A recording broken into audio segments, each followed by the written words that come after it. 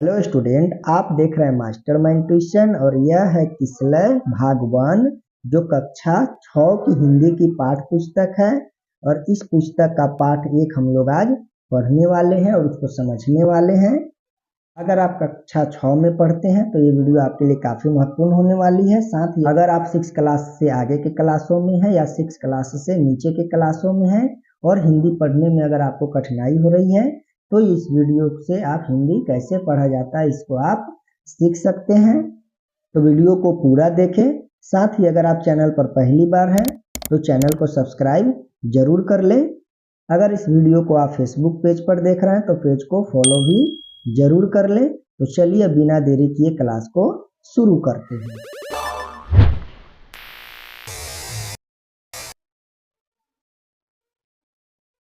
यह है बच्चों हिंदी की पाठ पुस्तक किसलय भाग 1 का पाठ 1 अरमान, जो एक कविता है।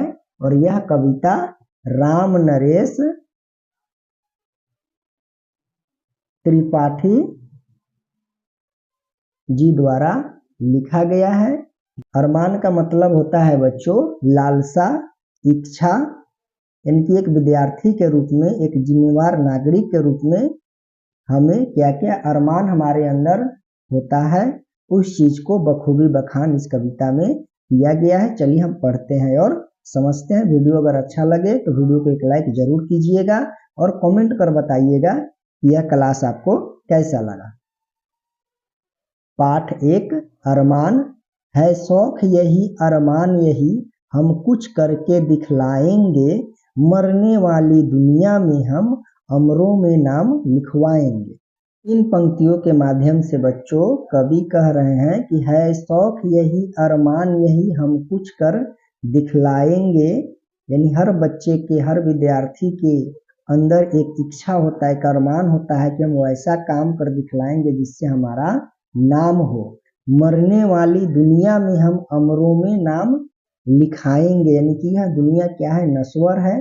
यहाँ जो आया है वह एक दिन जाएगा, लेकिन उनके द्वारा किए गए नाम ही हमेशा याद रह जाते हैं। जैसे हम लोग इतिहास पढ़ते हैं, इतिहास क्या है, बीती हुई घटनाओं का एक संकलन है, कहानी है। तो वे उन लोगों का कहानी है जिन लोगों ने वैसा काम कर दिखलाया जो आज हम लोग उसको याद कर रहे हैं, पढ़ रहे हैं। उसी तरह से इस कविता के माध्यम से कवि ने विद्यार्थी के इच्छा को जाहिर किया है कि है शौक यही अरमान यही हम कुछ कर दिखलाएंगे, मरने वाली दुनिया में हम अमरों में नाम लिखाएंगे, यानी कि यह दुनिया नश्वर है और इसमें हम ऐसा काम करें जिससे हमारा नाम हो, हमारा नाम अमर हो जाए। वैसा काम करने की लालसा हमारे अंदर है। जो लोग गरीब भिखारी है जिन पर ना किसी की छाया है, हम उनको गले लगाएंगे, हम उनको सुखी बनाएंगे। इन पंक्तियों में उन शौक का जिक्र किया गया है जो एक विद्यार्थी करना चाहता है कि जो लोग गरीब भिखारी हैं जिन पर न किसी की छाया है, कि वैसे लोग जो भिखारी हैं, बहुत ही गरीब है, जिनको देखने वाला कोई नहीं है, हम उनको गले लगाएंगे, यानी कि हम उनको सहयोग देंगे, उनको आगे बढ़ाएंगे और हम उनको सुखी बनाएंगे, यानी कि हम उनको सुखी बनाएंगे, आगे बढ़ाएंगे। हम ऐसा काम करेंगे कि जिनसे इन लोगों को मदद पहुंचे, ये आगे बढ़ें। चलिए बच्चों आगे कविता में क्या है हम लोग देखते हैं। यहाँ पर देखिए बच्चों, एक व्यक्ति है जो बीमार है, व्हील चेयर पर है और उनको ये लोग सहायता प्रदान कर रहे हैं।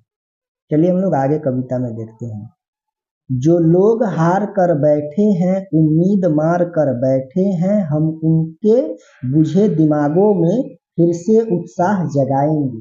इन पंक्तियों में कहा गया है कि जो लोग हार कर बैठे हैं, उम्मीद मार कर बैठे हैं, हम उनके बुझे दिमागों में फिर से उत्साह जगाएंगे, यानी कि हम उन लोगों को भी साथ लेकर चलेंगे, उन लोगों के लिए काम करेंगे जो प्रयास नहीं करते हैं या जो हार मानकर थक कर बैठ गए हैं, यानी कि उस चीज को आगे बढ़ने का जो प्रयत्न है वो करना छोड़ दिए हैं।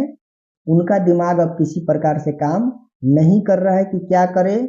उन लोगों में हम उत्साह बढ़ाएंगे, यानी कि एक नई ऊर्जा का संचार करेंगे, उनको आगे बढ़ने के लिए प्रेरित करेंगे और उनको क्या करेंगे, हम अपने साथ आगे बढ़ाएंगे।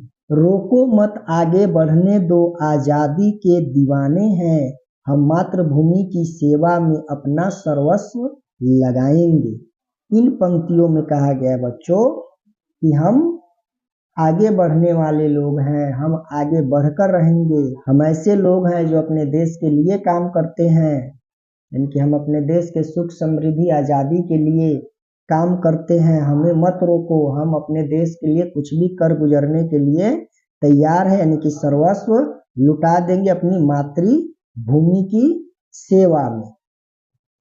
हम उन वीरों के बच्चे हैं जो धुन के पक्के सच्चे थे, हम उनका मान बढ़ाएंगे, हम जग में नाम कमाएंगे। इन पंक्तियों में कहा गया बच्चों कि हम उन वीरों के बच्चे, यानी कि हमारी जो पीढ़ी जो बीत गई है वे काफी वीर थे, बलवान थे, इसके प्रति उनका समर्पण था, वे अपने धुन के पक्के थे, उन्होंने देश के लिए बहुत सारा योगदान दिया, हम उनका मान बढ़ाएंगे, यानी कि उन्होंने देश के लिए अपना सब कुछ न्यौछावर किया, देश के लिए काम किया, हम उनका मान यानी कि उनका सर गर्व से ऊंचा करेंगे और उनसे भी बड़ा नाम कमाएंगे ताकि आने वाली पीढ़ी हमको याद रखे।